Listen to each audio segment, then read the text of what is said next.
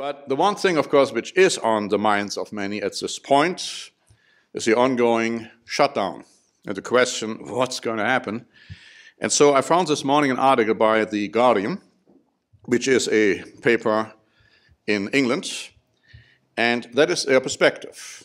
And I'd like to read some of that to you and then make some comments as we go through it. Title, or the headline of that article was "Shutdown Threatens Food, Tax, Transport, and More." And then it says, Americans woke up on Saturday to the 15th day of a partial government shutdown that Donald Trump said could go on for months or years if he is not giving funding for a wall on the Mexican border.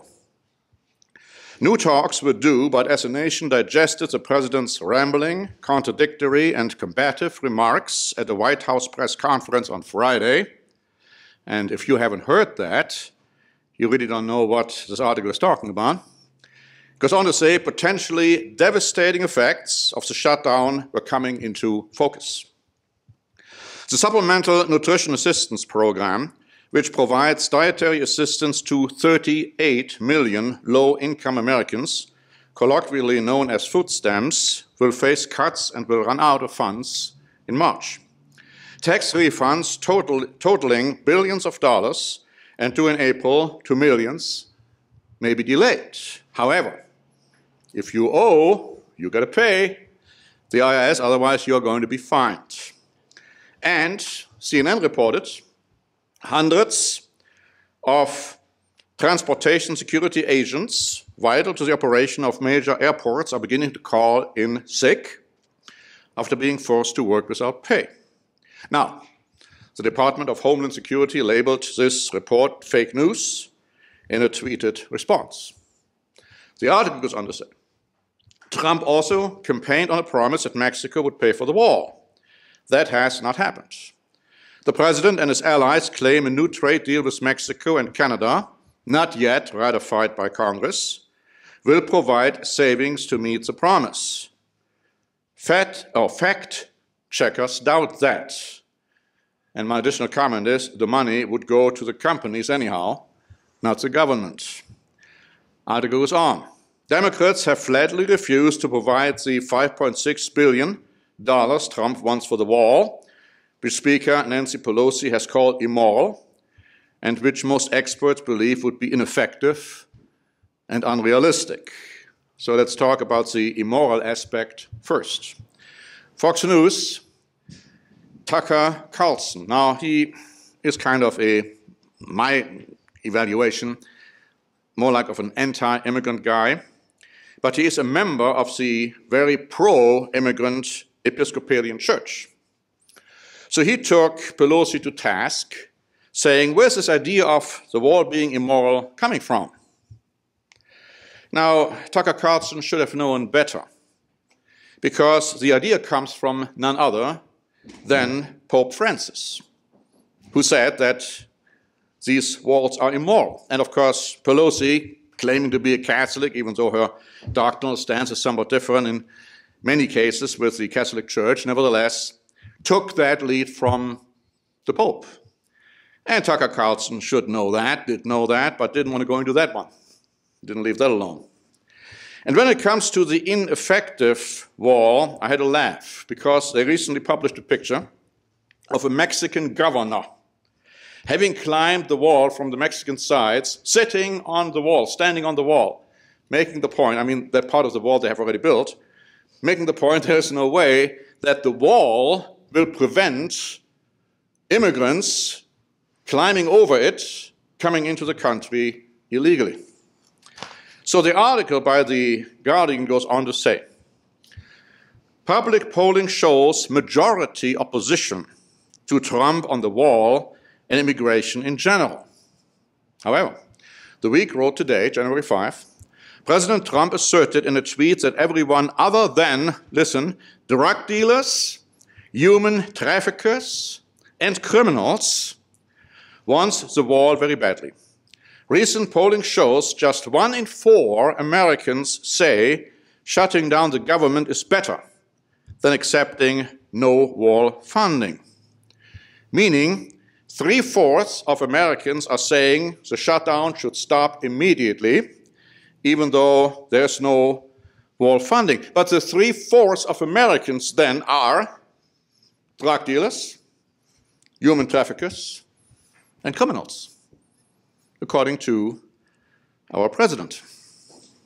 Article goes on to say, Trump also said he could declare a national emergency and build the wall anyway if I want. And interestingly enough, he could. The article says Trump could technically declare an emergency and build the wall. Why then the shutdown? Trump also claimed federal employees affected by the shutdown were in many cases the biggest fans of what we are doing. True? The Week wrote, Trump said he is still proud of his work in the political gridlock that has kept nearly 800,000 government employees out of work for 2 weeks, and said those people won't mind missing paychecks. Now, I want to meet one person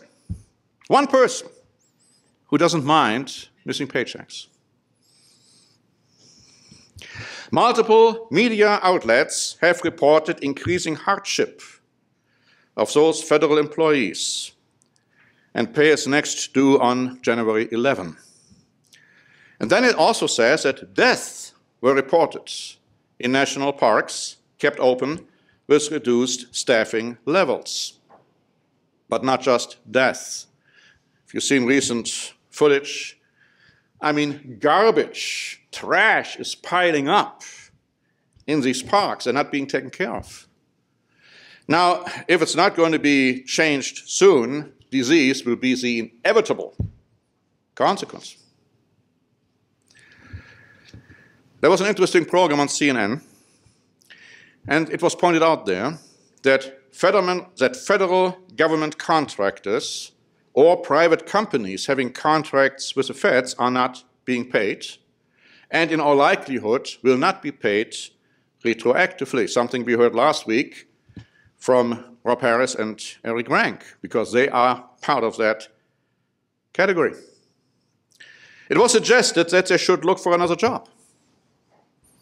Just get another job. Essential and non-essential workers might get paid retroactively.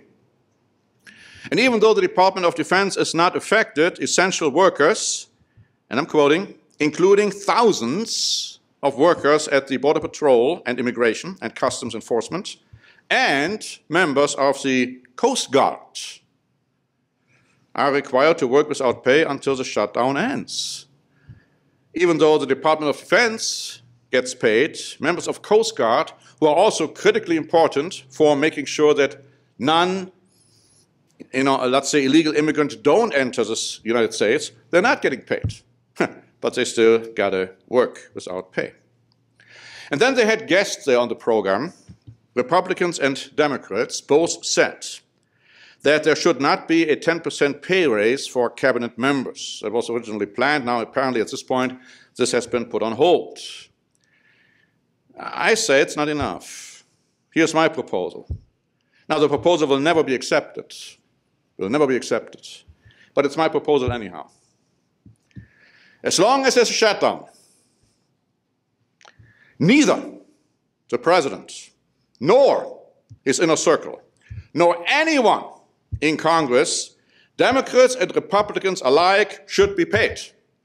And they should not be paid retroactively either. And I guarantee you, they will hurry to get rid of that shutdown. They had all this time to work towards it. Did they do their job? No. You see, they all should get fired. You know, looking at President Trump when he wasn't president yet, his reality show, The Apprentice, in the real world, they would all be fired for the miserable job they're doing. Every single one of them. That's my proposal. Don't get them paid, okay? And don't get them paid retroactively, immediately. Let's see what happens. Because there's going to be another shutdown coming in all likelihood when they're talking about the debt ceiling pretty soon. And they can't figure it out either. What incompetency. What incompetency. But I also want to talk a little bit about some grotesque, bizarre developments. There was a private gathering, which was videotaped, in which a new congresswoman called Trump a mother's friend. She didn't quite say that word, but you understand. And Trump later said she had dishonored herself when she used profanity to describe him, and that her comments were disgraceful. Only problem is, Mr. Trump, during a public campaign rally, used the same words, let alone all the other words he's using. You know the James Bond theme, song, nobody knows it better? You know that, right? Well, that's about him. But there was an interesting, funny clip there where they took some statements by President Trump saying what he all knows better and does better. And there's probably not one area he doesn't know better. He knows it better than the generals. He knows it better than anything having to do with drones or what have you. But the one thing which should kind of offend us, actually, us in the church, of course, we are not easily offended, right? But I mean, which I felt very unhappy about when I heard him say that. He said, nobody loves the Bible more than I do. So he loves the Bible more than you and I. I would say there's nobody on the face of the earth who loves the Bible more than God's people. And when I say God's people, I mean not just loving it in a theoretical sense, but accepting the Bible's teachings and practicing them. That's what loving God, that's what loving the Bible really means. And that does not include profanity. That does not include all the things which we are being confronted with on a daily basis. It is shameful what is happening in the United States of America from the top down. We heard a little bit about the situation in the sermonette. Almost 23,000 views for the German program on 2019 and prophecy, versus 440, let's say, views in the American scenario. Of course, I know the views are probably higher because we're not just dealing with YouTube, but this is just YouTube. How can that be? Well, I'll tell you how it can be, and I will talk about this in the sermon. America is sound asleep and has reached, I mean it, the point of no return. There's no hope. We still have to do our commission to preach the gospel as a witness in all the world, but the time has come where I don't believe the American people will wake up. Now, some will. Some hopefully will. And hopefully those in the church will not be fallen prey for this unbelievable propaganda which is being circulated in this country and around the world. Let's keep our noses in the Bible, as we have said so many, many times before, and make sure that we understand what the Bible has to say about these things.